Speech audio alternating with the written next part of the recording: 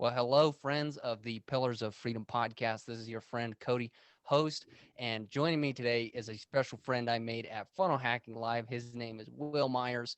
He is the founder of Myers Impact, and Will has been in the health and fitness field for the last 15 years, starting as a personal trainer and licensed massage therapist. This combination of holistic living techniques, or holistic techniques in general, gave him the unique ability to connect with athletes of every sport, professionals from every industry, and people of all different age groups. You want to talk about a guy who can work with anybody? It's Will. Starting in a commercial gym, he moved on to a home gym, which turned into a small office, and then up and down the roller coaster trying to find his business home. In recent years, he moved his business online due to the challenging environment of shutdowns, which actually was a blessing in disguise.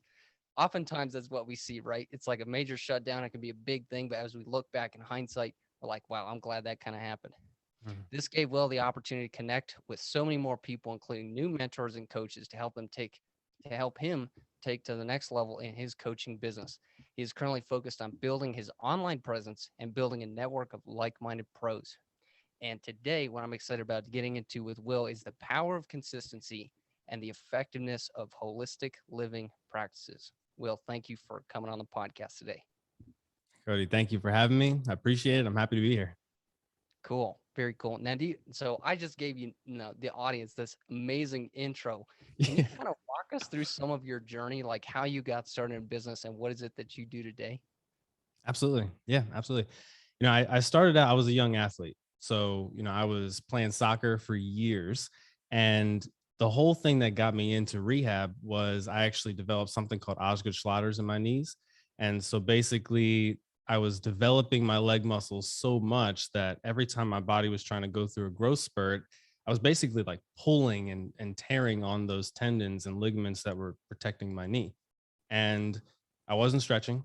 I didn't know anything about massage therapy or foam rolling or anything like that. We just didn't go over it. It was more of just like do a couple warm ups down the field, bring it back, go home, and sit around. And then my father was a drill sergeant in the army, so he created all these things in the backyard for me to constantly be practicing. So it was just effort all the time, but no recovery. And so I developed. So what Osgood Schlatter is it actually is when your patellar tendon actually kind of swells up a little bit to protect itself because it's being torn so much. So every growth spurt, I had to sit out, for a week or so, ice in my knees, just didn't know what was going on. Now I'm so well versed on it, but at the time we had no idea. So I just kind of dealt with it, but then I still have these, knots on my knees that I'll have for the rest of my life. And if I don't do my proper daily therapy, I'll actually have pain. Like people talk about they can feel a storm coming is real. Like I can actually feel that change and pressure. Um, so it started first, I kind of had to learn how to fix that up because it got to a point where it was just so bad. So I started going to physical therapists finally, and they still weren't really trying to release the tension. It was more about like building other muscles to help take tension off of the joint, which I do completely understand that philosophy. But what I really needed was to get in there and break down that tissue. So, I ended up meeting a massage therapist, so a friend of my mother's, and she worked on me for a little bit and just kind of, I guess she kind of like started that spark, and so I started getting into more about physical therapy, personal training. I started as a personal trainer, but then in the gym I was at, there was also a physical therapy place. And so I just started hanging out with them all the time, ended up getting myself an internship there and learned, I learned how to dial everything back. It's like the whole slow down to speed up thing. They weren't necessarily teaching the techniques yet because, if anyone's listening and has heard of foam rollers and the therapy balls and all that type of stuff, that stuff wasn't out yet. So it's not that I was learning those techniques, but I was really learning anatomy. And that just led me into personal training and physical therapy. And one of my clients eventually was like, you should probably become a massage therapist or at least check it out. And I remember I was scrolling on Facebook and their ad popped up. It was like, become a massage therapist in 8 months or something like that. So I went to the school just to check it out. I left there enrolled and I was starting up the next month. So that kind of led the physical therapy and the massage and that part of my life, and things just went crazy from there. And then when I was 19, this was kind of before that as well. I had met some people in the MLM marketing world and got myself involved in one of those companies.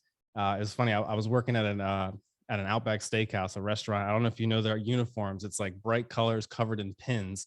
And some guy was sitting at my table and he was like, "Hey man, you looking for ways to make extra money?" And I remember saying to him, I was like, "Dude, look at me. Like, of course I am.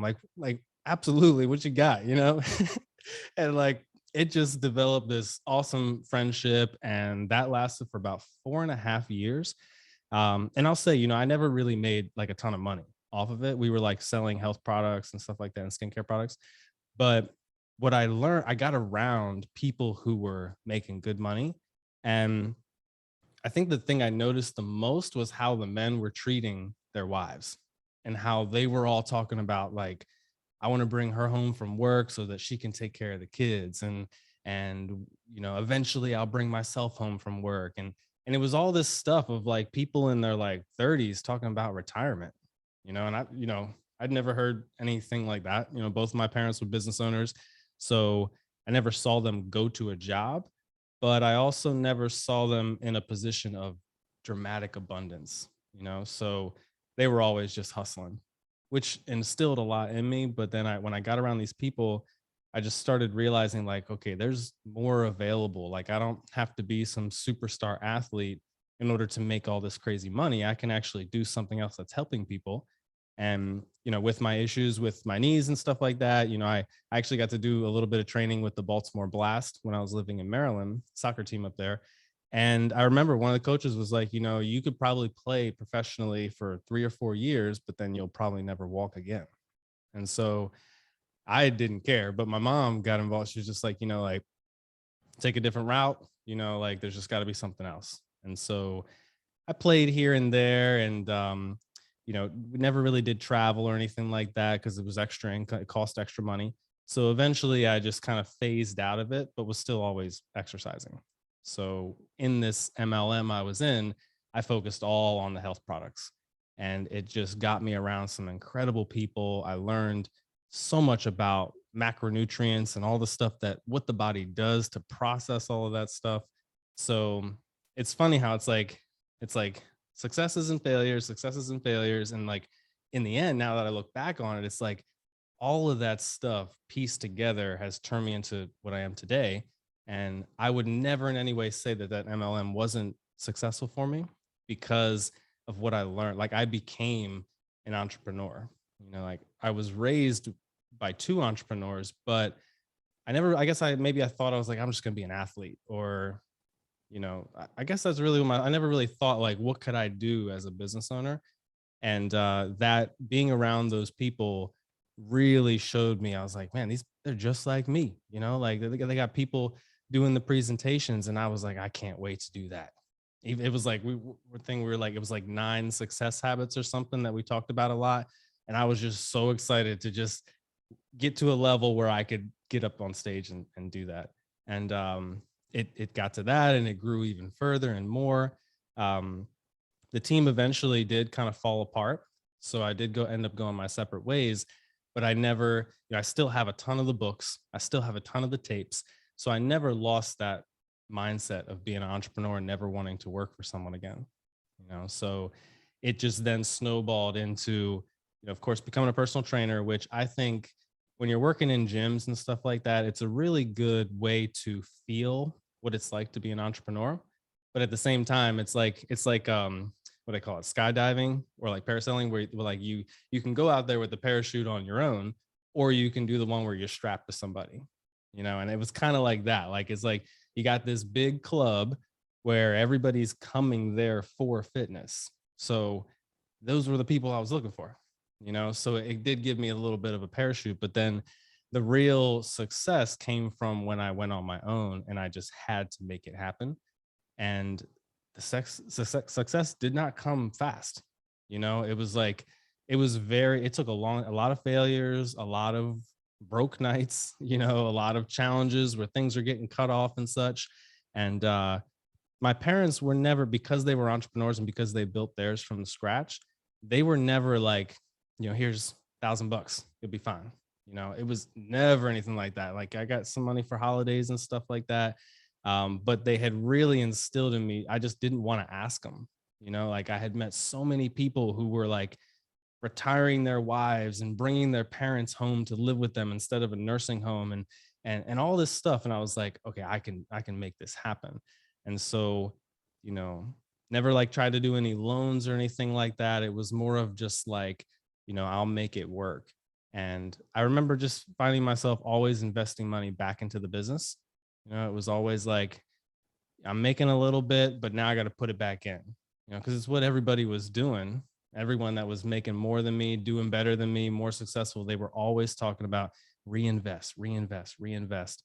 And I guess I was in a position where I couldn't necessarily invest in stocks and stuff like that because I hadn't learned that stuff yet.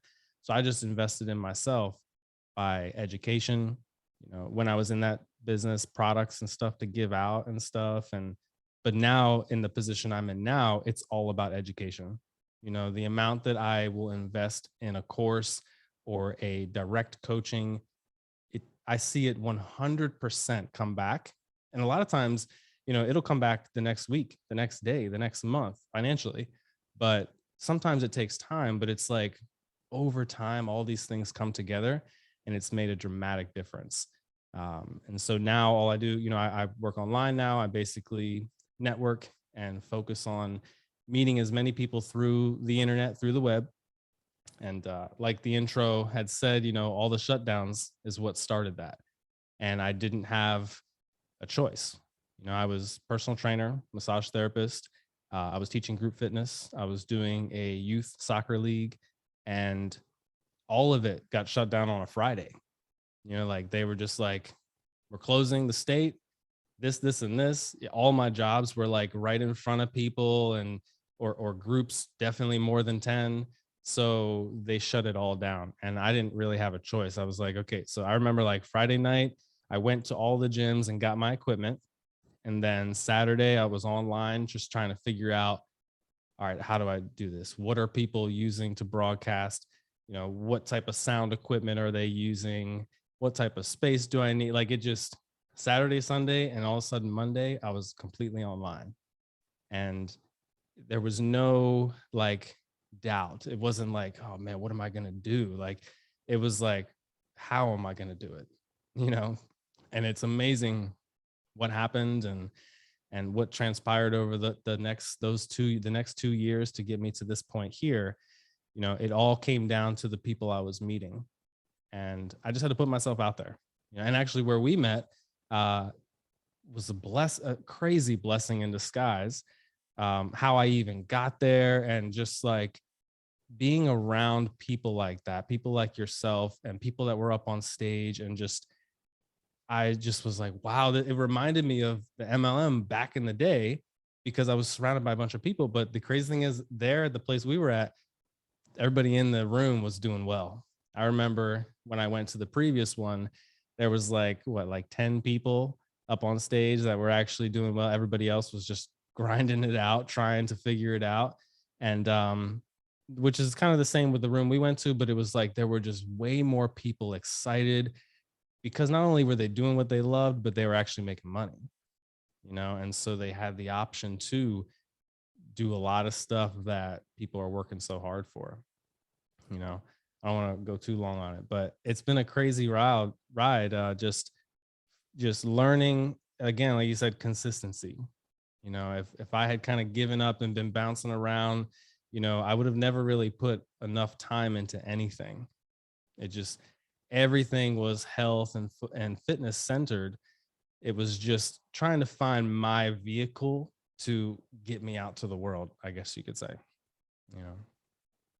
Yeah, that sounds like a very fair estimation where it's just like you having come from a unique background where it's like athletics was your focus. And Yeah. then due to like literally a personal pain point, like you Yeah. start getting on the path to, finding out, okay, what is it that I want to do? And then you Right. go on another journey of like, okay, well, in order to support myself, you get a job one that I'm sure you didn't want to work at Outback, but it was available, right? Right. Yeah. And from there, it sounds like, you kept yourself open to opportunities. And Right. especially when you talked about like, getting involved in the MLM, because I mean, you and I, we talked about this. We were in the same group Yeah. and, or, in the same Yeah. company, right? And it sounded like when you got started, like business ownership and entrepreneurship was not like top of mind, but it was an opportunity. Yeah. And Yeah. you started like, as you associated and you got around other like, business owners and entrepreneurs, you found like, well, and especially from like your parents' background, both of them being entrepreneurs, they're like, oh, I see the bigger picture here. And you start to Right. develop this new really mindset. And then you get into, physical training, massage therapist, and you see it's like, okay, I've learned to invest in myself, associate with like-minded people, and grow in my craft, right? And then the challenge hit, everything shuts down. And one of my favorite things that you mentioned was that you didn't ask yourself, what am I going to do next? But how am I going to get it done? As if like there was no choice but to carry on, right? Right. Yeah. Yeah, absolutely. At that point, I had 25 to 26 different jobs. Like I said, my the in that MLM, I wasn't that successful financially. So, and the business model at the time was build your personal circle and get as many people trying stuff as possible. And I was a broke college student, like, so I never got out of that because I was literally any money I was making, I was putting it into these products and just giving it away to people that didn't even really care because I still hadn't learned how to, I didn't know who my customers were. Like I was just giving it to friends. I was giving products to other broke people, like other student friends that I knew. So of course they weren't going to buy and I remember I was like going to like soccer games and putting up a tent and trying to sell drinks and stuff like this. Like it just was like I needed to go through it for sure to learn that I don't want to do that again. It's way better to get some coaching from someone who can help you with where you're at the time. But yeah, I had like so many. I mean, it didn't stop at Outback. 7 or 8 more restaurants, and I remember I was like, let me get out of this restaurant world and get like a 9 to 5 so I can focus in the evening on my business. So I started working at this bank. Then all of a sudden they put us in a grocery store and the hours became like 10 a.m. to like 10 p.m. I was just like, this is not what I was looking for. So I did that for a little bit and just, I literally kept bouncing around. It was just like, if it doesn't work with what I'm trying to do with my business, then I'm not going to do it. And in that business I was a part of 2 groups. I had part of my upline so I was in Maryland. Part of my upline was up in Pennsylvania and another part of it was down in Virginia. And so I was just driving. It was either an hour and a half one way or an hour and a half the other way, tons of traffic. And I think one of the blessings of that was the time, even though I hated traffic and it messed with my flexibility and everything, I was listening to tapes. So one thing I had gotten from being a part of that group was, they had just had tons of CDs and tapes and just people talking about mindset.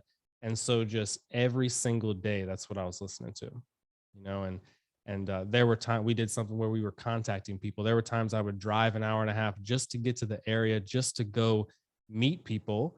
And it was called cold contacting. And this is probably what makes me so good at speaking to random people now, like people I've never met before. I can hold crazy conversations because literally what we would do, man, we would go to gas stations, or we would be going to, again, not as a group, but I would go to a gas station and with no money in my account. And I would see somebody with a nice car or a sharp guy, and I would just pull up, put the thing in my car. And I knew I had like 2 minutes before it started beeping because I didn't put my card in it, And so I would just, I would see the car, I would go up, be like, hey man, this is a nice car. And I've been thinking about upgrading my car. Like, how's the mileage? You know? And in the beginning, it didn't come out that smooth. Like I was nervous, heart beating like crazy. Like there were times I'd be holding my phone with my mentor on it so that he could listen to how I was talking. And that made me even more nervous. Like it was crazy, man. And but I eventually learned how to just have a simple conversation. I definitely went at it as, oh, sharp dude, let me try to get his number so I can get him in the business. And it never worked like that. But once I finally pulled back and I just was like, today I want to have 10 conversations, without trying to get a number or anything. Just let me just talk to these people. It started getting so much better, and like a thought just popped in my mind. I was in a department store contacting, and I was talking to this couple, and security came up to me and was just like, hey man, we don't do any soliciting in here, blah blah blah. And I was like, I was just having a conversation. He was like, I've seen you do it with like 8 people. I know I'm holding the same product that I was buying. Man, like he's like, come on, man, nah, roll out, roll out. And so I kind of had to go through it. It was embarrassing, frustrating, but now I think about FHL, and it's like, I like every single, I was able to just pull random topics out. Like we were just having great conversations. I mean, when we met, it was definitely at the end of a session. So it was in the evening where most people were heading home, but there were people in the hallway talking. And I remember thinking is like, I'm here to network. So I'm going to be out here until I can't find anybody out here, until like the staff is cleaning up.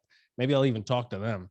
And it was like, and still to this day, I mean, we're talking today, and I've been on a couple others like this, also had some phone calls.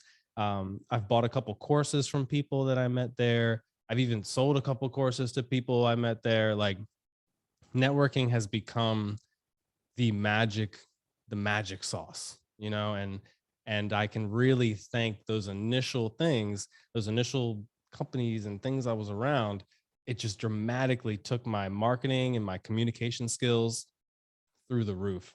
And then the only thing I had to work on was just confidence, you know, and just being confident that I had something that would help the person versus all this other stuff, people just trying to sell, and once I started realizing like knowing me is going to help this person because of the effort I'm going to put in. And once I started like really truly believing that, it was so easy to talk to people. It was like, whether we connect or not, like I know if we connect and I share what I've pounded into my brain, it's going to help this person.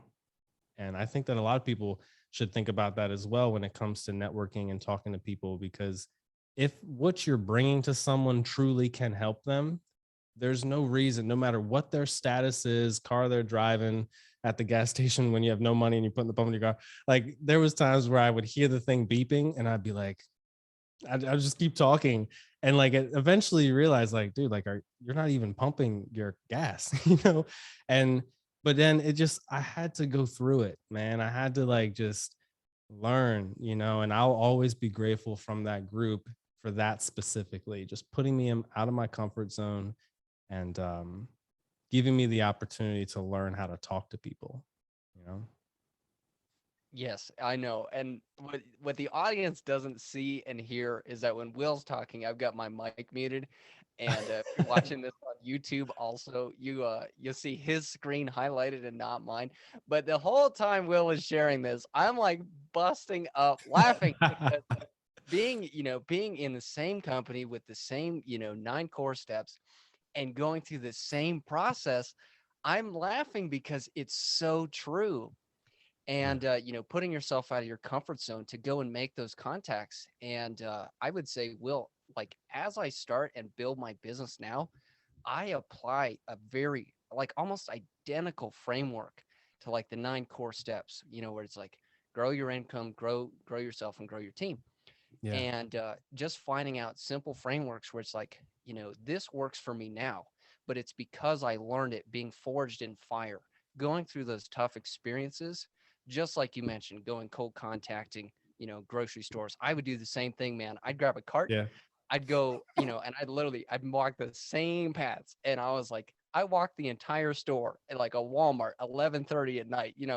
I'll Yeah. talk to 2 people. I'll walk the entire store, and all I'm gonna buy are like 3 bananas and a jar of peanut butter, right? But I went Yep. through Yep. the dairy section, the dog food, all of that. But Yeah. it was because I was really being trained, to put myself out of my comfort zone, even though I didn't see the results then. I couldn't have predicted how much it impacts me today, where I go out Right. and just like we were networking at FHL, where it's just like, Yeah. most people are going, leaving the event, 7:30, 8 o'clock. But us Mhm. knowing the value of those experiences, we're like, we can be out here all night because all we need to know is that there's one person out there that literally, when we bridge that, make that bridge with them, the rest is just going to be, an avalanche of good results. And it's Right. just that mindset of like, I'm only looking for six. I just need six good nights or whatever that looks like. Right. Yeah. So I think this is a great springboard for like the power of consistency, because you said you built that business for what, 4.5 years, right? Yep. Yep. Okay.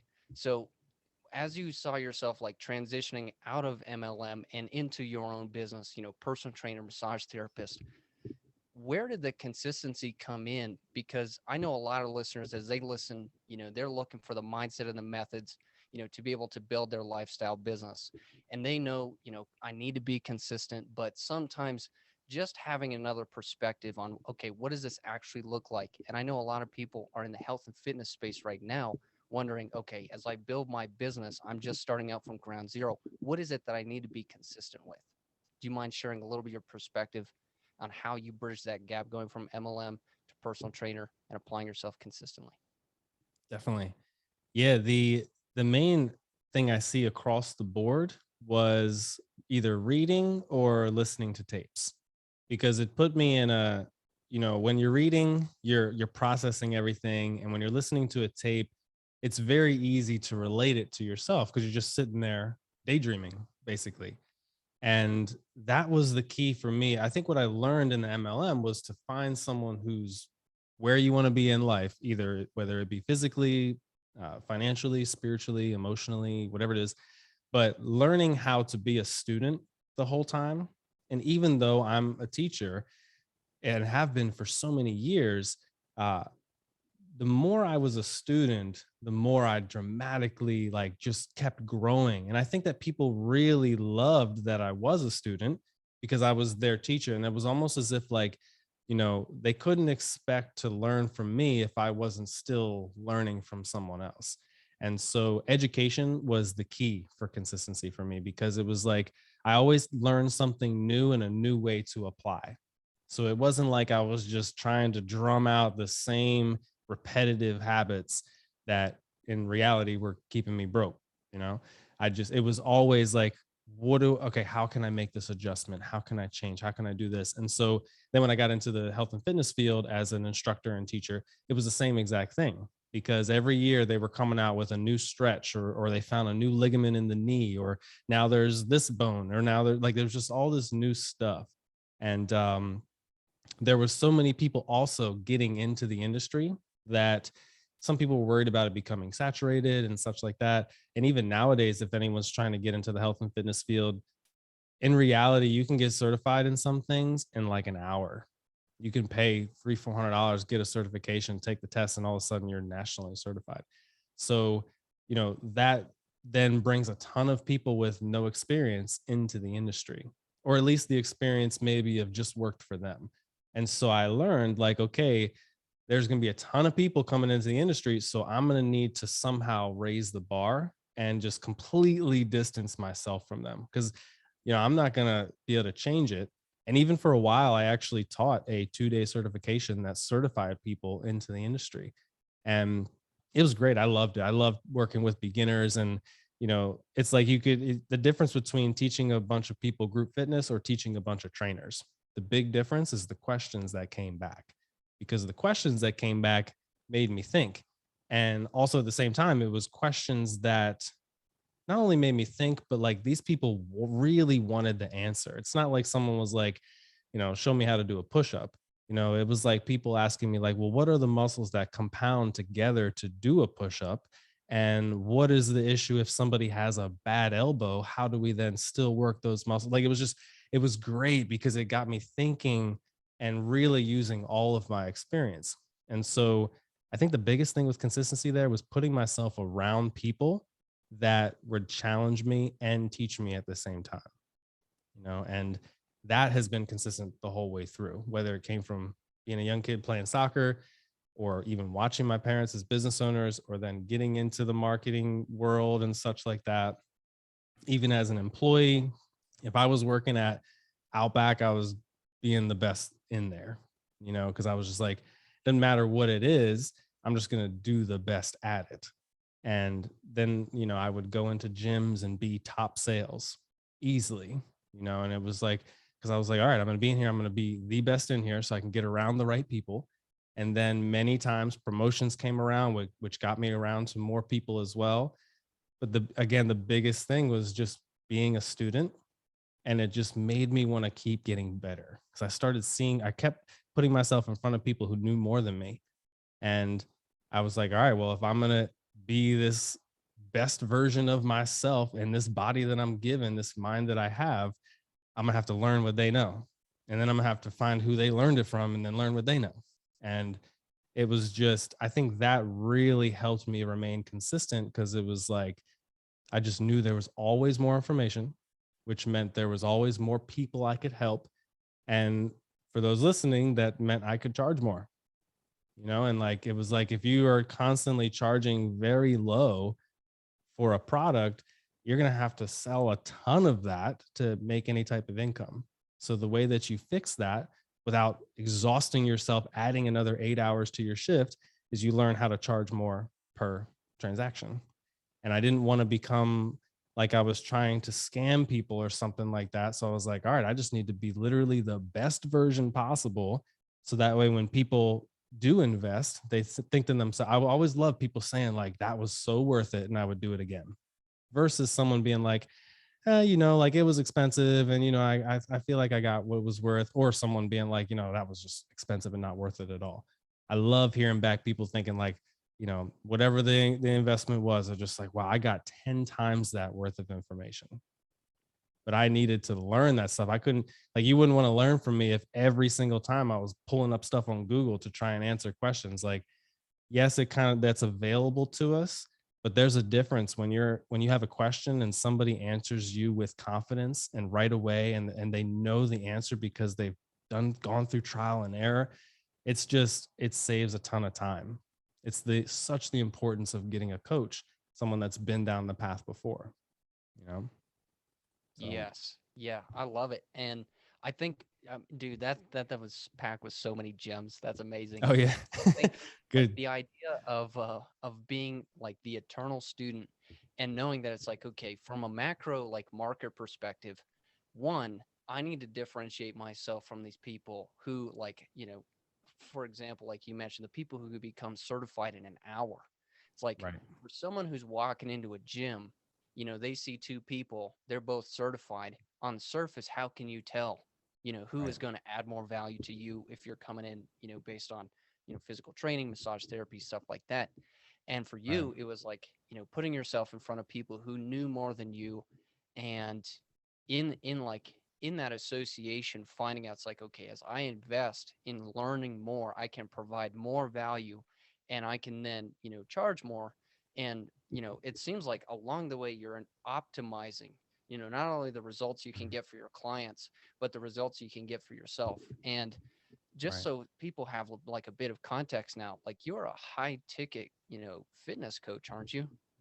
Yep. Like, can Correct. you give people a snapshot of like what is your business today, and like a ballpark of like who you're working with, like for example, Dan Henry. Yeah. Yeah. I learned that.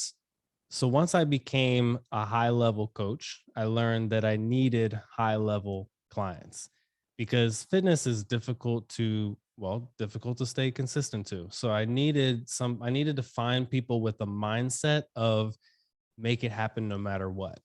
And I think that group is entrepreneurs and people who are really goal driven. And so for me, I just needed to get to that group of people because I just, when I met, and even Dan Henry himself, when I started working with him, his whole thing was he likes to teach high ticket. He's like, you could sell a certain amount, if you're trying to make $10,000, you can sell $10,000 products, you could sell two $5,000 products, or one $10,000 product.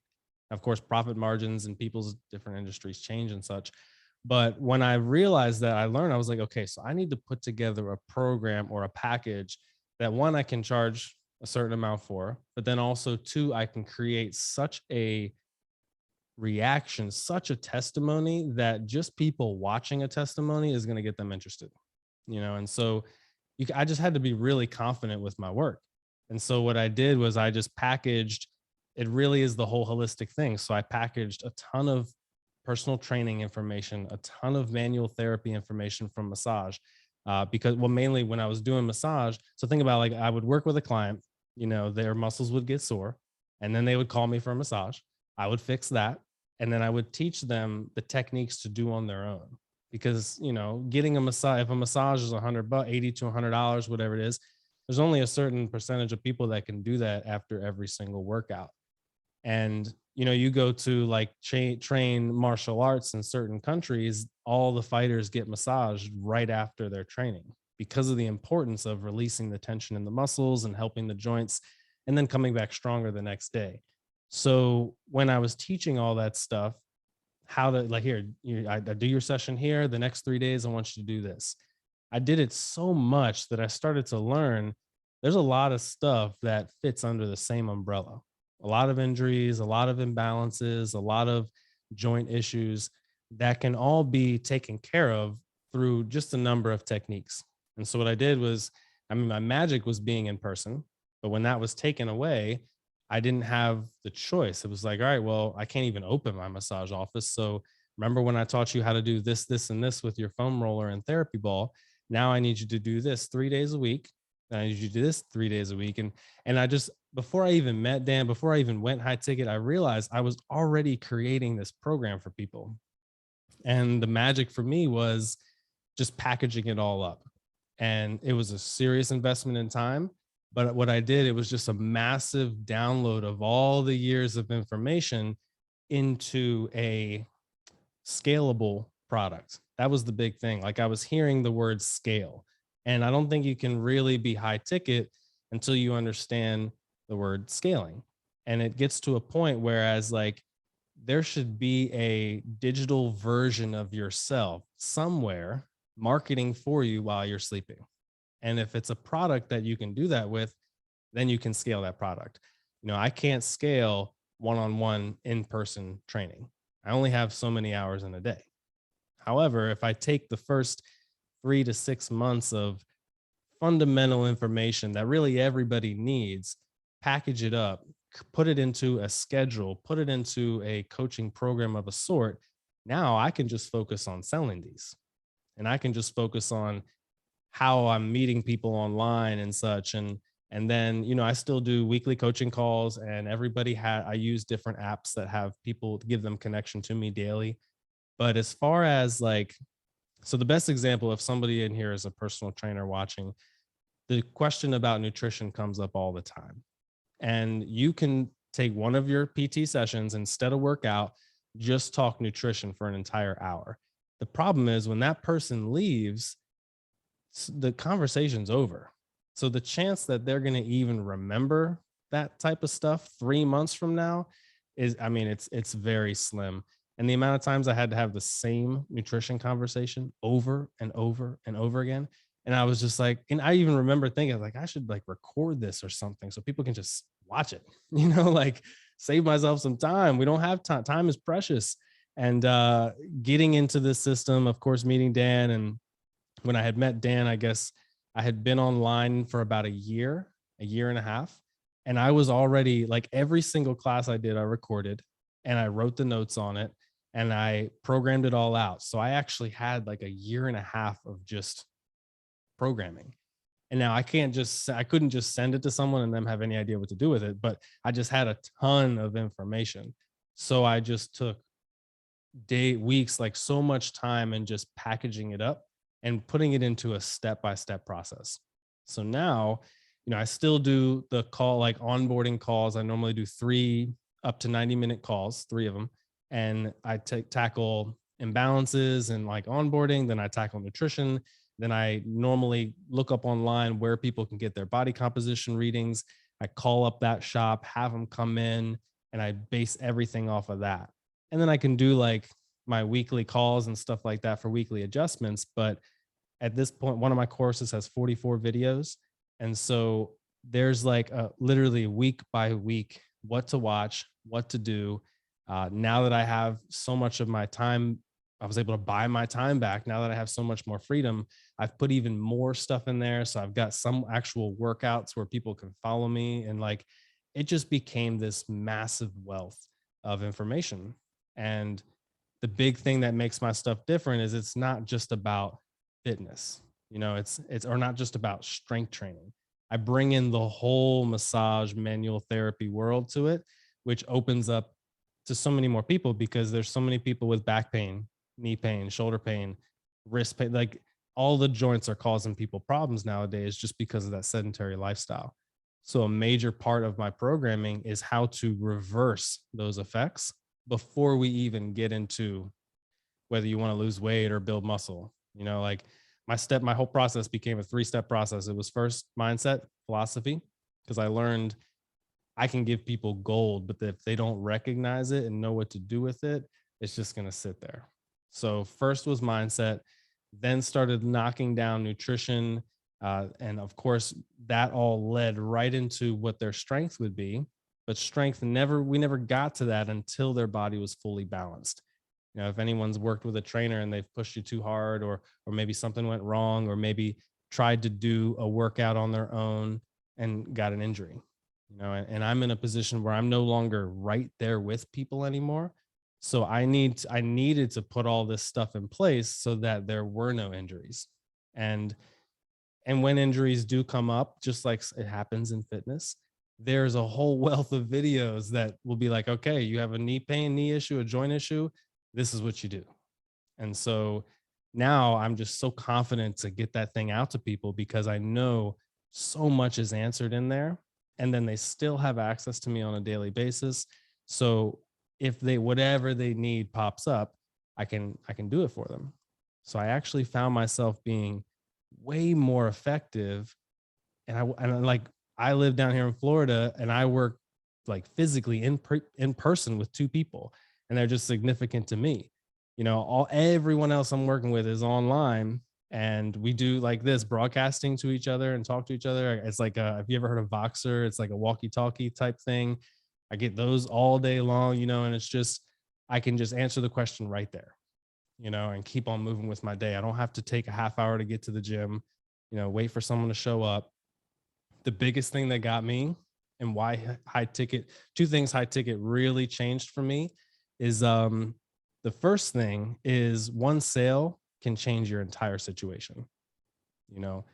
If anyone knows what the struggle is like, and I know what it's like, a $5,000 sale versus a $300 sale changes your situation. And you don't have to stress as much because you're not like, all right, a $300 product, I got to find all these people to pay these bills. Or you just have a very effective, again, high ticket price that takes care of all that stuff. So the first thing is like, you could change your situation very quickly, right? And I'll put on there that you're not just charging high just to charge high. Like you're actually fulfilling that. And in reality, you're giving people more value than what they're paying. It just happens to be higher than what you've ever dealt with in the past. So it really does make a difference there. And then also another thing is that I saw when people made that type of investment, they were way more serious. When I was in the gym, I would drive to the gym 30 minutes, 45 minutes sometime, depending on traffic. I know I got 6 people on. By the time I get there, I've got 3 cancellation text messages. So now I'm going to be sitting, waiting, and yes, it's a gym of clients. I guess I could go market, but I'm there every day. They know who I am, like it ended up being such a waste of time when people would cancel and give no type of notice, nothing, so now my program, like basically you're paying for 6 months up front, basically. So if you need to cancel, okay, cancel, but that's not going to decide whether or not my lights stay on, because before the gym was already taking half of it, and it was like maybe people get like a 10-pack or something, but if they're doing 3 days a week, that's gone in a month. So in reality, it's like I got to get them every month to re-sign on, and also I noticed like they're also only with me 3 days a week. So those other 4 days, they could be doing whatever, which could further out that goal, And if people aren't getting results, why would they keep coming back? So it's like it was constantly just trying to figure it out and get new clients. And I just Wow. learned like, yeah, man, I just learned like this is a rat race. This is not what I want to do. Like, you know, the revolving client part, gyms will always have a problem with that. They will always have a problem with that. And so I needed to get people to commit to a certain time frame because it's not going to happen. Magic's not going to happen in 30 days. Like if you want to transform your business or your life, like you have to invest the time. And so if I was upfront telling people like, look, I'm going to be here for 6 months, you're going to be here for 6 months, then like the up and down that everybody goes through was less daunting because it's like, look, we're going to figure, it's going to happen. We're going to figure it out though. And that's the big thing is that like I was able to one, get the money up front. So I was able to take care of myself. Because if and anybody watching this, if you've been through like I was, where people are canceling, or all of a sudden December rolls around, this is December now, all of a sudden December rolls around and 10 of your people don't re-sign because they got to buy Christmas gifts. Now all of a sudden, not only are you thinking like, how am I going to get Christmas gifts? Now you're like, well, what about the electric for December? Or like, now I got to figure out rent for Jan. Like, it's just like, it actually got to a point, man, where I took the last 3 Decembers before now I'm doing what I'm doing now. I took off. I just hustled October, September, November, took off in December, just did massage and stuff, but I took all the pressure off because I was like, I know most of y'all are going to leave. And I had to realize like, that's just what's going to happen. And then people, fill back in January and such, but I couldn't let my personal life, my mental health, my ability to take care of myself was way too wrapped up in whether or not someone was going to show up for their session. And it's anyone listening that has been through that, this is probably hitting them to the core because it's tough, man. It's like you can write out your numbers, but that doesn't mean that's what it's going to be for the month, So the biggest thing High Ticket made, like the biggest thing was getting that commitment up front. Not only financially, but also personally involved. But when I was trying to figure out my life, get my credit together, get all my stuff together, I needed the money. I'm investing the time. I need the money. Wow, man. Well, talk about a holistic approach, not only to like personal wellness, but also business success. Dude, there's so much there. Yeah. I, as someone who also sells high ticket, I can see like exactly what you mean about that commitment where, Yeah.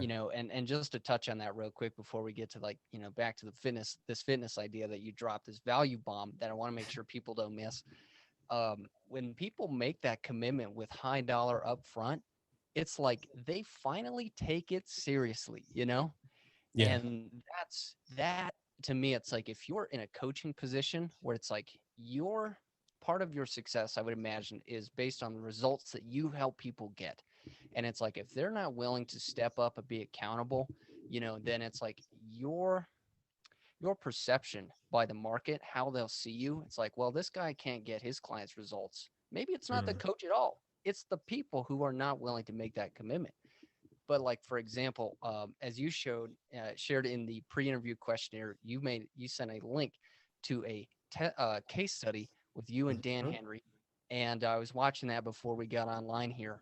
And I'll tell you what, guys, like, one, product and service testimonies are incredible, but two, when you actually get to see, it's like, okay, these are people who don't have time to waste or money to just throw around willy-nilly. Like, they need results. And the fact that they would come to you and give testimony like Dan did, that's testament one to like, okay, high ticket works, get that accountability and commitment from them, you making sure that you're taken care of, because nobody wants to be worrying about the electric, or if you're in summer, the AC down there. Right. Yeah. Right. And It's summer all year round, man. oh my gosh. Yeah. It's like 26 degrees here. But Oh, dude, it's like 87 right now. wow. It's Okay. hot, man. Pillars of Freedom podcast. Who wants to buy me a plane ticket to Florida? I'm just kidding. Right. Get him down here. We'll do this next one in person, man. Yeah, that's cool.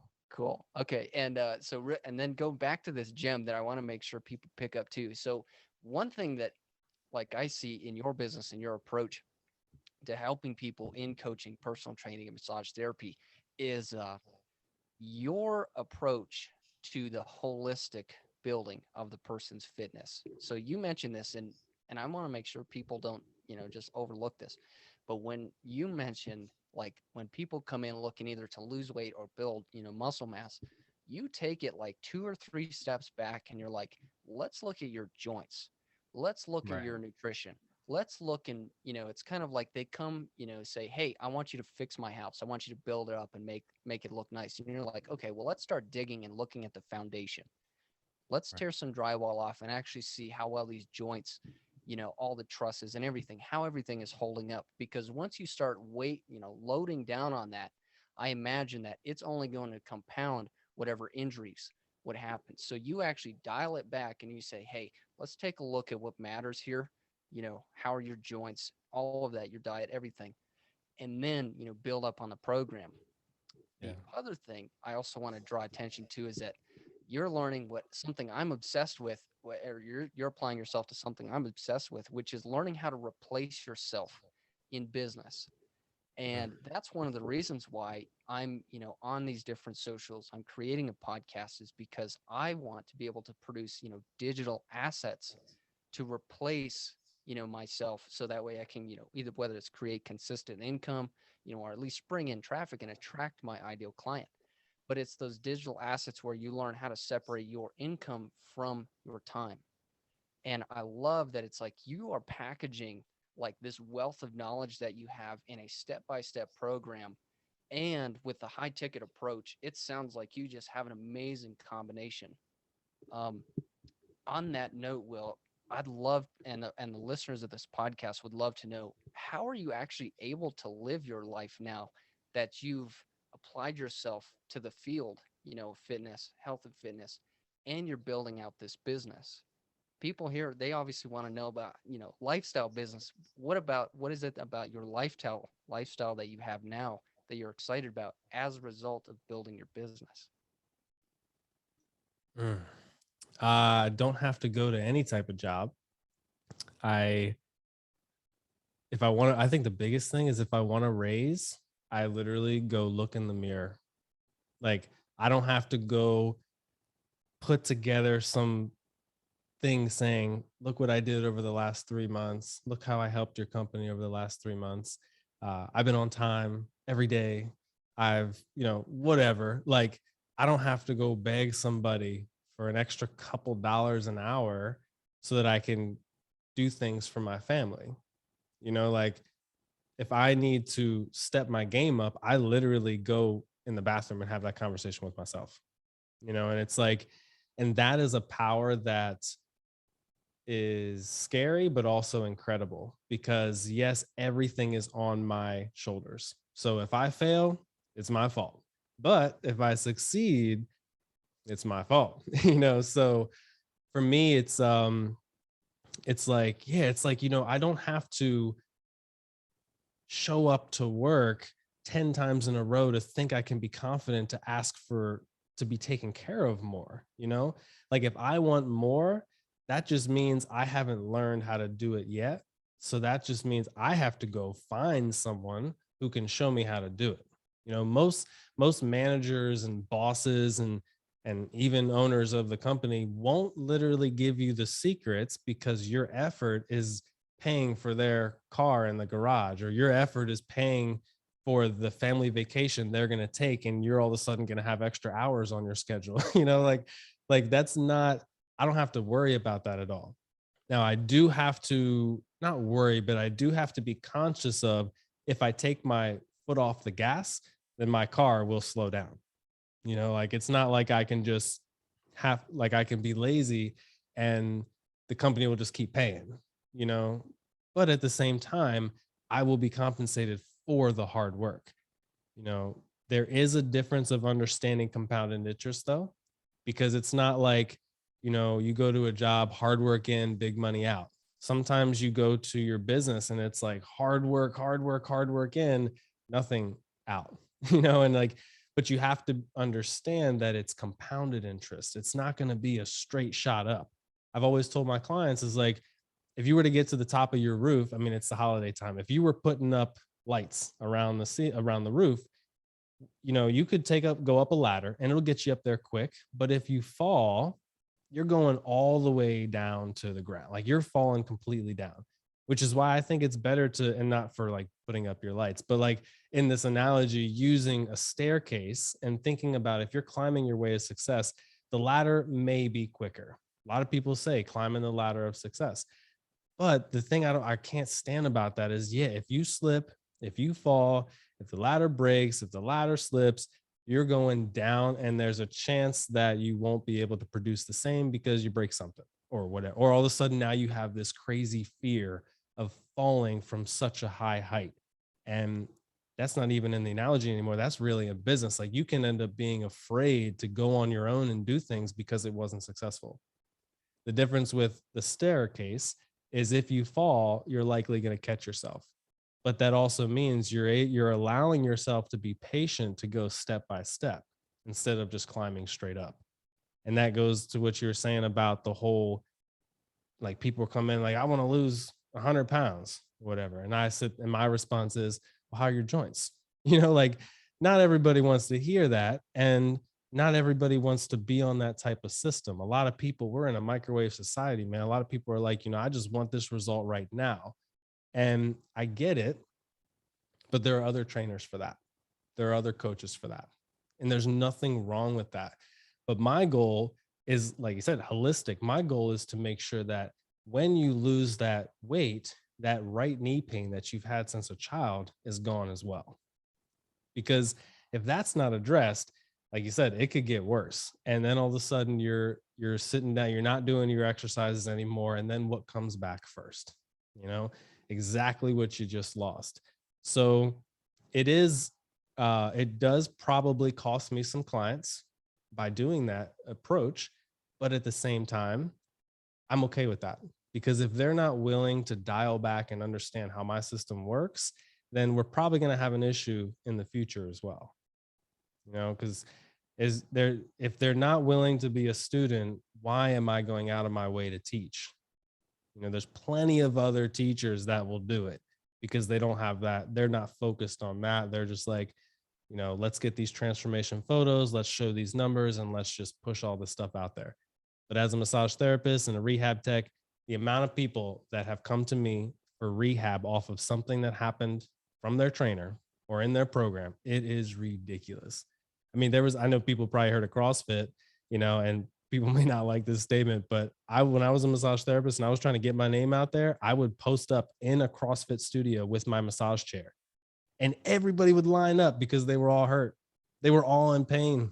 And I was like, this is gold. I'm going to pull up to these places and now all of a sudden now 10 years later, there's a whole lot more mobility training. They have mobility days, and because they were realizing it was like, wow, we're putting way too much inflammation in these people's joints, and they're just they're falling, they're dropping like flies, and they're just not coming back. So I happened to see that early on. And it just, now whenever I work with anybody, my biggest fear is not even fear, actually, because I know it's not going to happen. My biggest thought is, could they get injured? How would they get it? What would be the likely way that they get injured?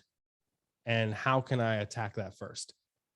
So if somebody does have a knee issue, I know, okay, we got to attack that first, because there's a lot of leg type stuff in weight loss, cardio, squats, lunges, deadlift. There's just so much stuff that uses that joint.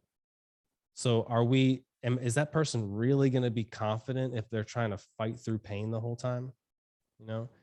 And it brings me thinking about business. It's like, if the coach doesn't see where the weakest link is, it doesn't matter how strong the rest of the chain gets, this is eventually going to break. And so that is the magic of having a coach and having a qualified coach, because they can see that. It's not like it's not like they got to just trial and error to see if they find it. It's more of just like they've been through it so many times. I can put myself in these shoes. I've been through rehab so much that people can just, like someone today mentioned real quick, they were like, I'm feeling something on the inside of my knee. And I was able to just spit it all out, and then I got a message back within a half an hour. I was like, that was so amazing. Like, I've already felt relief. I'm going up the steps. It's gone. And even that, hearing that told me, okay, so this is something that's onset. This is something that's coming on. You gave me the call in the morning. This helps. So that means when you're sleeping, there's something wrong. So maybe what you're doing before bed, we have to add this. And it's like, but it's only because I've been in the world for so long that I can hear a quick thing. But it's like Dan, who's my coach, I can tell him one thing I'm struggling on, and he'll give me an answer in 5 seconds. Be like, oh yeah, you just got to do this. But if I wasn't willing to be that student, I would have never asked, and I would just be just not, it just wouldn't work, you know? Like we were mentioning, trying to get that square peg into the circular hole and thinking about, well, maybe if I get a better hammer, I'll make it happen. And it's like, okay, no, like just change, go to the other hole. Like, and it's like, that's why I need a coach. And that's why I love to coach, because, I can help them understand. It's like, you know, you're still in first gear. You're trying to go up to 45, 50 miles an hour. Like, you have to shift. And it's getting around people like that is what was the magic for me, so that now I can be that magic for other people.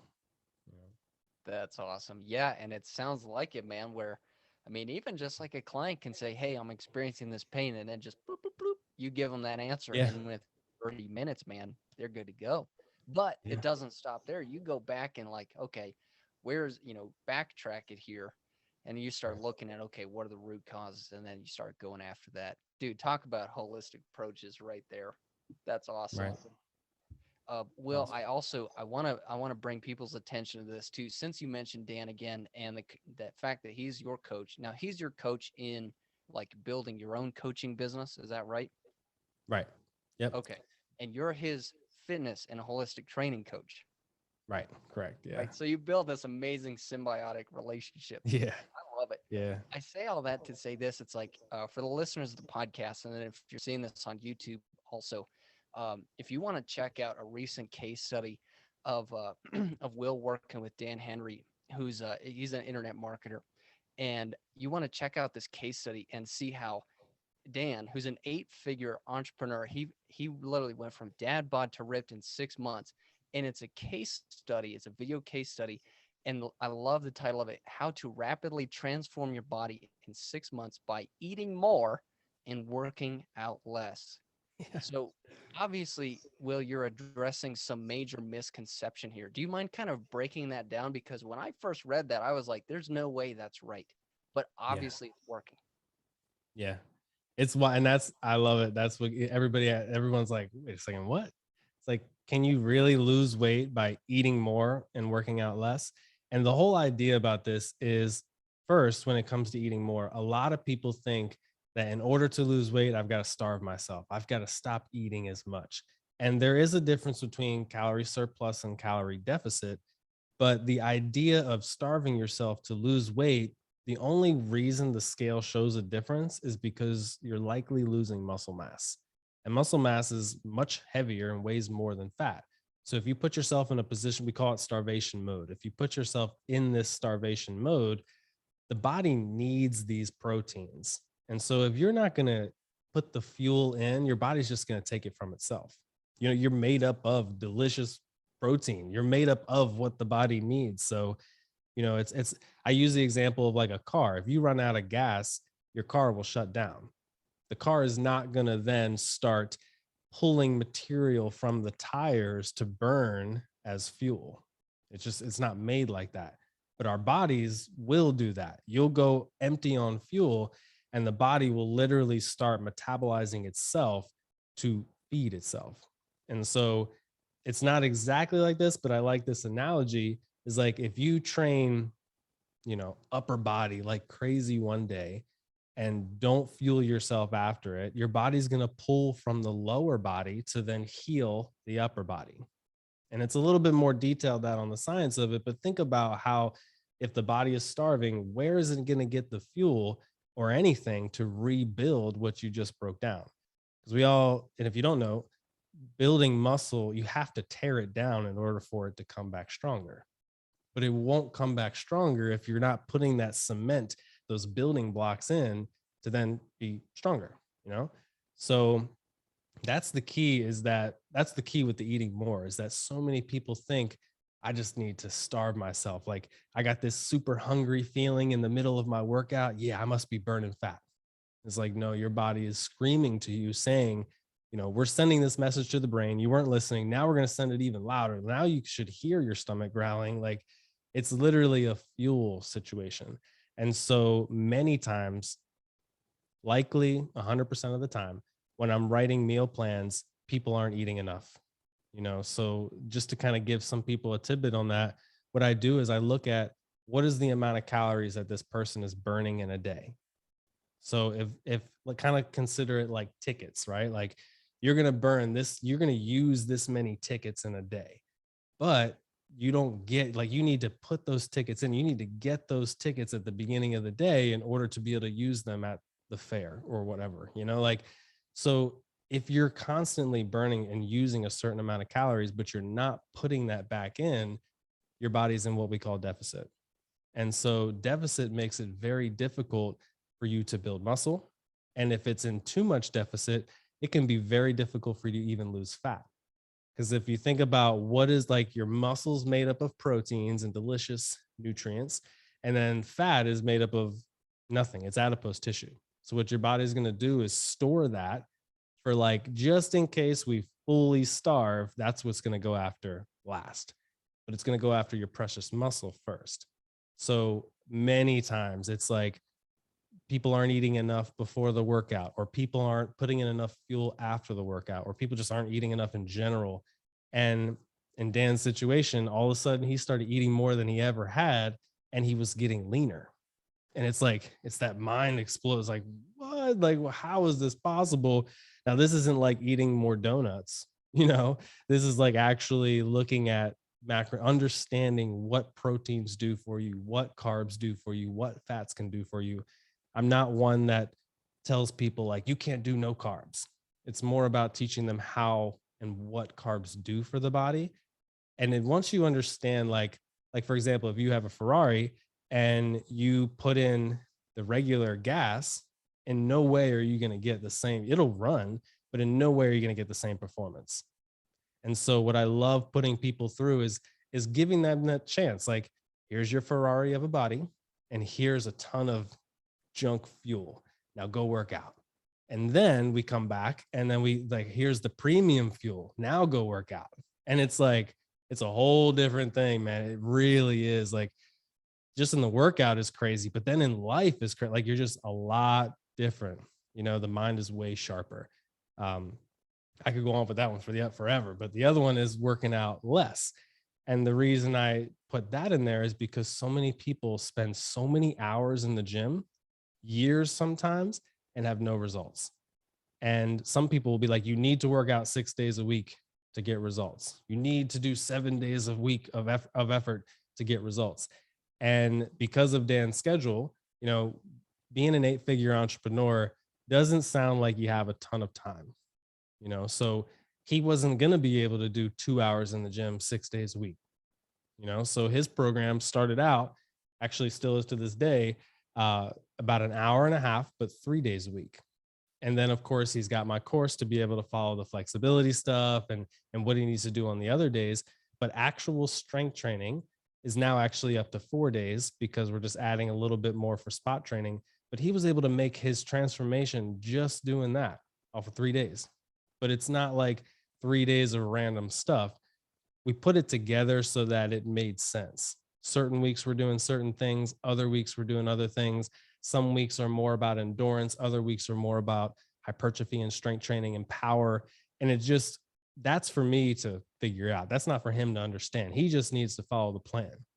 But what happened is he started working out less, meaning less days, less times in the gym than he ever had. He started eating more than he ever had, and he gained his muscle and he lost fat. And most people think you can only gain muscle or you can only lose fat. You have to do one or the other. But that's when you're not really focused on what you're doing. Like, if you really break down what the macronutrients are doing for your body, if you really break down what the exercise are doing for your body, you can develop a system that helps you do both at the same time, trim fat and build muscle. Now, for those who are looking to step on stage, I've done competitions in the past. That's different because you're looking to go to the extreme. You're trying to get as much muscle as possible for a certain amount of time of the year. And then when it comes to showtime, you're literally cutting down to like my first show, I got down to 5%. And then I was able to get down to 3%. And you're not, I mean, mentally, like you're not the nicest person. Like you're starving yourself, like you're close to death, like you just happen to have a bunch of muscle at the same time. So like it takes a certain mindset to do that. And not everybody's trying to do that. And even when I've met and talked to people who want to get into bodybuilding, when I speak on what it really takes, they realize like, maybe this should just be a hobby or something I do for fun, because it is the extreme. But for those who taking care of their family is the stage, or taking care of their business is the stage, you don't have to think about the extremes of both. You just have to figure out how to make it work with what you're already doing. Because yes, his health is important, but whether or not we hit the gym on a Monday is not more important than the success of his business. So I still had to make sure that his business was priority, but health was a very close second, mainly because I needed him to stay focused and really want to continue growing his business. But at the end of the day, it's that compounded interest. Health ends up taking the priority over, because so many people, we won't say so many, but there are people out there who literally give away their health in order to make their wealth. But what can happen is they can literally spend all their wealth later in life trying to regain their health. Just sitting in a hospital for a week costs thousands of dollars that could have taken years to make, or could have taken like you could have lost a lot of time with your family to build that. And then when you think it's time to enjoy life with your family, you can't even be there with them. I know a lot of people right now who are, and even myself, building the wealth to then share with the family so that they can continue it. But if you're the one that built it and they're just there to enjoy it, if you all of a sudden are gone, what's going to happen? Like, is it going to compound? Is it going to continue to grow, or is it going to slowly diminish? And that's what I would never want to put all this effort into helping build my family's legacy and then either pass on or lose my ability. Like, diabetes right now can take a lot of your ability away from you. And many times diabetes can be avoided, but then also it can be reversed. There are so many people who have gotten that out of their lifestyle just by changing their life habits, which then change their family's future forever, because all of a sudden now you're still here. We're definitely not guaranteed a certain amount of time in life, but if I look at it like, if you are going to be here for a certain amount of time, how would you like to live that quality? The whole thing, like, you only live once, like, okay, I get it, but it's like, you can't be out here living reckless, like it doesn't make sense. Like, people are like, oh, I'm just going to do this now. I was like, well, what if you're still here next year? Like, or what if you're still here 20, 30 years from now? Like, do you want to still be going through this rat race? And I don't want to get too off on the topic there. I remember we're talking about eating more and working out less. It really, like, it's almost as if, like, in business, you're just like doing the wrong techniques and you're thinking like, if I just do this more, it'll finally work. Whereas a coach comes in and is like, well, you shouldn't even be doing that anyway. Like, you're trying to make a right turn. Why do you keep turning the steering wheel to the left? And it's like that. It's just like, you got to kind of, health is that way as well. So I know that kind of went on for a little bit there, but it's really, I guess that's the main thing I'm saying, is like, when you learn the type of exercises to do, you don't have to just be doing random stuff. In business, when it comes to building your life, you don't have to just get a random book and think like, okay, I'm just going to take this tactic because it worked for Robert Kiyosaki, and I'm just going to do it and do it and do it and do it and do it. And it may not even be the right path or direction for you. Maybe the idea of the tactic is good for what you need to do, but you got to learn how to fine tune it so that it's towards you. I think about the focus on the camera. I don't know about you, but like, I've recorded videos and I get back and watch it again and it's blurry because I didn't just tweak it a little bit to make it clear. And it's like, man, like wasted time. Think about how many people are wasting time. We waste money, but really think about how many people are wasting time. And that's what we're trying to gain back through this whole thing. Wow. Yeah, and I totally agree where it's just like having that holistic approach with health first, you'll be able to keep your health, your time, and your wealth, if you play it right. And Right.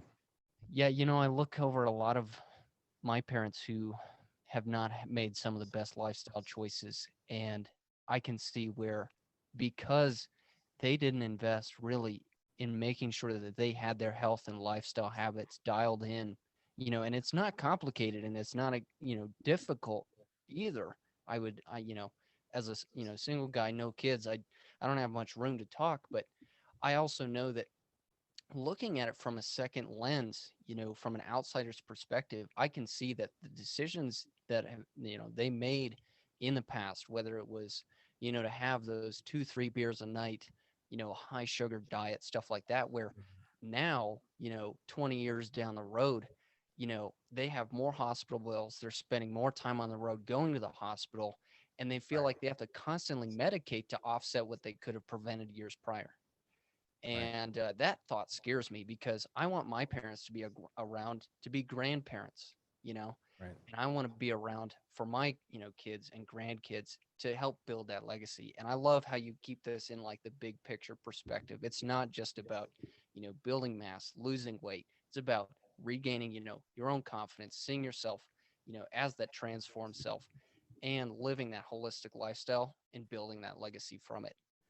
Um, I want to wrap up here, after just a few thoughts, but Will, as you think about the audience who, again, aspiring entrepreneurs looking to build their lifestyle business, the key mindset and the methods, what would be like maybe the 2 or 3 things that you would encourage them on as they get started in their journey?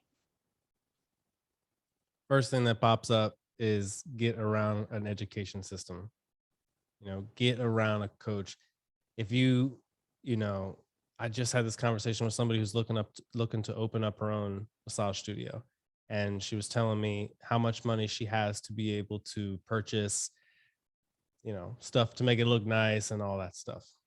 And my first question was, well, how much have you invested in like a marketing program or learning how to get yourself out there? She was like, none. I was like, okay. How much have you invested in learning the actual art of massage? And she went to a regular massage school. When I went, it was like 15, 16 grand, something like that. So a considerable amount. And so my point was, it's like, okay, so you can invest this much into the education, but we're not investing in how to then communicate the education. Like you can know all this stuff, but if you don't know how to meet people, how to connect with people, how are they even going to find you?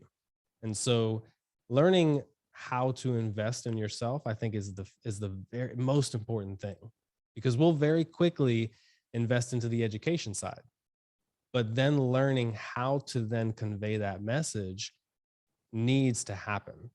I think of trainers, because it's my industry. So many trainers can talk to a client like they're reading out of a textbook, but the client didn't go to the same classes. So why would they even understand that stuff? you know, like you have to learn how to communicate it. And that's the same in every industry. So I think that the biggest thing is learning how to get your message out, and that comes from a coach that knows how to do it. So I think that definitely getting some education, and then finding a it does come down to education again, but learning how to fill the void spots of the day with things that are going to build you up. So you're driving somewhere, that's 30 minutes, right? That can be 30 minutes spent listening to nothing and meditating, which is good sometimes. It can also be spent listening to your favorite music and song, which is good sometimes. Or it could also be spent listening to tapes that are specifically talking about the struggles that you're going through right now, which is also good sometimes. And so I'm not saying just do that. I'm saying find a balance because you do want to enjoy your life at the same time. Many of us entrepreneurs, and we mentioned it slightly before we got on, can get into that burnout stage, so finding ways to avoid the burnout while also still furthering your mental capacity is huge. And I think that the best time for that is in these void spots. When I'm cooking, I remember for years I would just blast music. Now I look for podcasts, and I got voices blasting in the apartment the whole time I'm cooking and stuff. It's like I like to think about it as like my neighbors are learning too, because I'm cranking that thing up. And it's podcast for me. It's not really fitness stuff anymore. It's more about, it's all mindset stuff. It's all communication skills. It's all belief in yourself. Like you may have watched this and thought like I have crazy belief in myself, but I personally put myself in situations like when it comes to my goals, I set my goals high enough that I really have to stretch in order to get them. I'm not a low hanging fruit type of person. So that also means that there are months where I don't hit my goal. And that doesn't mean I'm not successful. That means that I set the goal at a point that's really going to stretch me. Now, I want to also put a thing in there is like, don't make goals that are out of reach, like completely out of reach. Like it does have to make sense. But it's kind of like, it's like if you can reach a goal, like put it a little bit higher, because in order for you to attain it, you're going to have to grow. You're going to have to change, which is then going to make the goal a little bit higher the next month. And so I think a big point there is finding ways to challenge yourself, which are within your means, but then also are definitely going to make you sit there and think like, okay, I've set this goal. What do I have to do to get to this goal? You know, Instead of like, it'll just happen. Like my goal was never just to pay in the beginning, it was just to pay my bills. But now, it's more about like, okay, I want to do something in 6 months for some people in my family. What do I have to do to make this thing happen? And so then I got to break it down piece by piece. It's that whole analogy of like, if you had to eat an elephant, how would you eat it? Literally piece by piece. And that just brings the analogy in my mind of the guy, I can't remember exactly where he was, but he ate an entire bicycle. And people were like, how the heck did you eat a bicycle? You can imagine trying to chew through tires, then try to imagine chewing through the frame. And literally what he did was he broke it down, melted it down, and ate that whole thing piece by piece. It's like, and that's how we got to attack this whole thing. So I think a big thing for people is set your goals, but then also dial back and look at it and get bite-sized pieces, because it's otherwise it's just going to be too daunting. But those bite-sized pieces should also be a challenge. It just shouldn't be, again, that low-hanging fruit. Because I don't think you'll build your confidence as much when you're just skating through. Like there's something about putting yourself in a position that you might not be successful, because you then have to do something you have to change in order to be successful. It's like, I look at the whole thing, people are on stage are like, you can do, everybody, you can do it. You can get up here too. And I actually think that's a lie. I think what needs to be said is you have the ability to do it, but the reason you're down there and I'm up here is because you haven't changed yet. You haven't started, you haven't sacrificed, you haven't figured it out yet. So the you are now can't do it. That's the truth. But the you are now has the ability. So that means that you need to now get yourself in the right rooms, get yourself with the right coaches to then become the person that can do it. And I think that the whole thing about becoming someone is really how we all grow. And if someone's out here trying to make an impact, nobody's interested in your easy success story, because no one's going to relate to it. They want to hear the person whose lights were cut off. They want to hear the person who like for example, I remember one of my sales, I had like my electric was cut off and it was hot and I was sweating. I couldn't go to sleep because I was sweating so much. So I was up online talking to people and, made a set, and all of a sudden things were good, but I had to be uncomfortable in order to make it happen, and I'm not in a situation thank God from all the work that I've been putting in, but then also I can't say, not thank me as well, because I made it happen. But now there are new challenges that it's like, okay, if I really want to make an impact, it can't be about me anymore. It's got to be about other people. you know, Kind of moving off a little bit on a tangent there because I'm thinking about some goals I have right now. But it's like you really got to stretch yourself, make yourself sweat a little bit, and be okay with it. It'll build confidence. Confidence just doesn't come out of nowhere. Confidence comes from competence in whatever it is that you do. The better you get at it, the more you learn it, the more competent you become of the skill, the more confident you will be in performing the skill. And that's something I had to learn. That's a little tidbit from my coach. I'll give him credibility for that one, but the more I say it, I'm going to take it eventually. But it really is like build that confidence, man. That's awesome. Oh my gosh, man. That's like we're going in a mine shaft here and we're just plucking gems. This is so Yeah. cool. Um, Yeah. yeah, I as I look back over my own journey and think about everything from when I started with that MLM back in 2017 and where you mentioned, not being afraid to invest in yourself and really getting around the people who are going to stretch you, and challenge you to reach those new goals. I feel like my willingness to invest that much and really having so little, because there were times where I didn't have a job. There were times I went nearly broke buying products, traveling, stuff like that, just to keep my numbers up and to stay associating.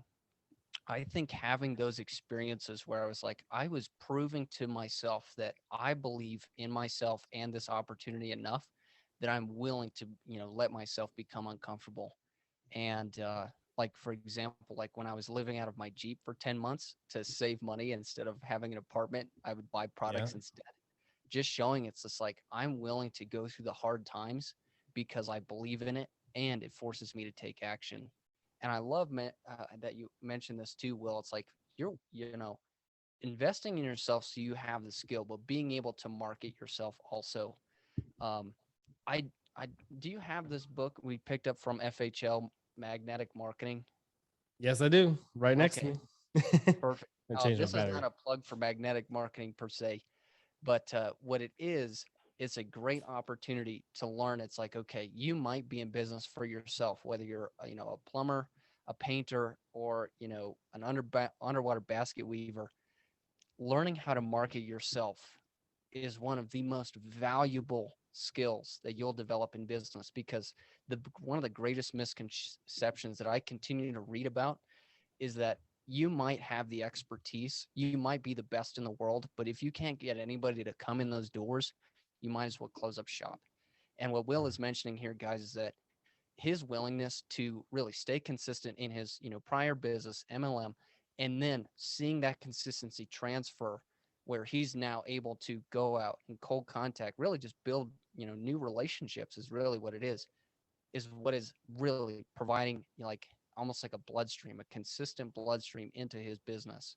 So I would definitely encourage you guys to go back and replay the last 5 minutes of this podcast.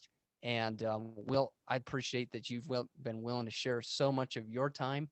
And I actually think there's going to be an episode 2 coming in about 6 months or so, if you're willing, Awesome. Awesome. because Yep. I can tell it's like, okay, you have, the mindset in place, the business in place, you have the lifestyle in place. I feel like this is a journey that people are going to want to be able to jump onto and follow as time passes. Um, thank you again. And real quick, we have a couple places where you can find, follow, and continue to grow with Will. Will, where's the best place for someone to get in touch with you if they want to look at, who you are, what content that you have, and see if they want to work with you? Definitely. So I use my primary use right now is through Facebook and then also Instagram as well. If to make it easy, if you want to find the Facebook group that I've put together, it's myersimpactteam.com. And that's just still something I'm putting together. And then, of course, Will Myers Jr. through Facebook, and then also Instagram on Myers Impact. And I am still building my online profiles. I know there are some people out there with tons and tons of followers, But let me just tell you straight up that your follower count does not directly equate to the amount of money in your bank account. And I'm still learning that whole thing. You know, like I said, like I love meeting people in person and connecting, and I can go into a grocery store and come out with 10 friends. But to learn how to network online is an area I've challenged myself in. You know, so I have coaches helping me build that stuff as well. So if you pop on any of those, you'll see, you know, I'm still growing too. You know, I'm posting stuff daily. I'm trying different things out. I've learned that people like looking at my food pictures more than my exercise pictures. So I've started putting much more of that stuff up, you know, and it's I'm learning with that as well, you know. So I invite anybody into the community and to watch the process because I'm changing every single month with it. And I love it because I know I can always fall back on my ability to communicate and do it in person.